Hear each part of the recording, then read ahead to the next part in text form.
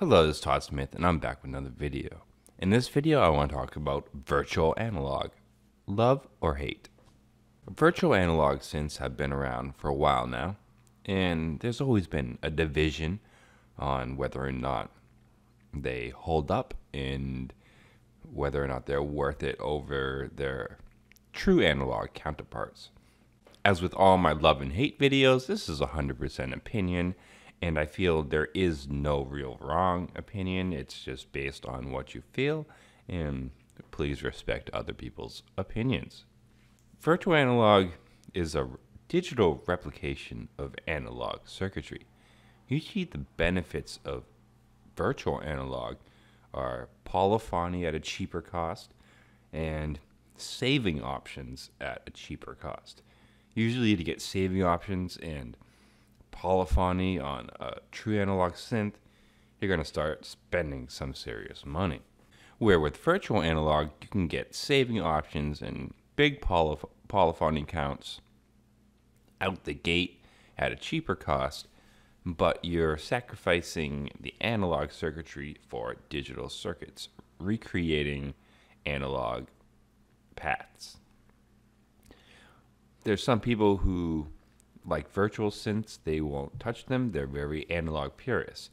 They feel that analog itself is the way to go, and anything replicating it is exactly what it is, just a replication and not as true as its original source. And I think in a sense they could be correct. I think definitely in the right audio environment, if you're an audiophile and you've got a nice audio setup at home, there is certain points of analog that it's going to be hard to probably recreate virtually.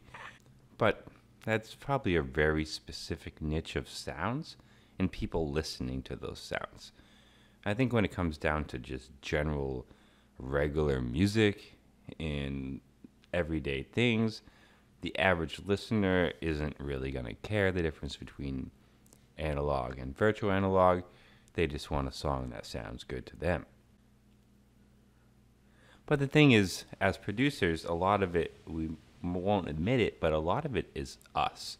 We don't think about the other people as much. We think about what makes us happy in the studio. And to some people, that's really thick analog sounds. Whether or not you use virtual analog or not, you pretty much have to admit that they've been accelerating at a crazy rate, and the technology that you see in virtual analog, whether it be hardware or software, is really evolving.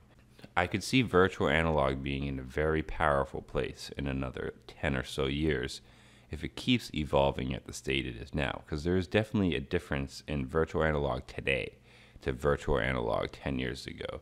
It is much more analog feel. Like those boutiques that Roland put out, some of them are pretty close to the originals, though they have some fluctuation. Some of those were pretty close. Some more close than others, we'll definitely say that. But the fact is, there's just the virtual analog field is becoming a lot more powerful than it was a couple of years ago. And I see actually that developing even more in the next 5-10 years. I don't think we've hit the pinnacle of virtual analog development at all. I feel we're going to get even closer to the real thing as we evolve virtual technology. But there will always be the place for real analog. There's always going to be the person with the money who wants that pure analog signal. It's just like, records and anything that costs a little bit extra, but the audiophile is going to pay extra because he wants that experience.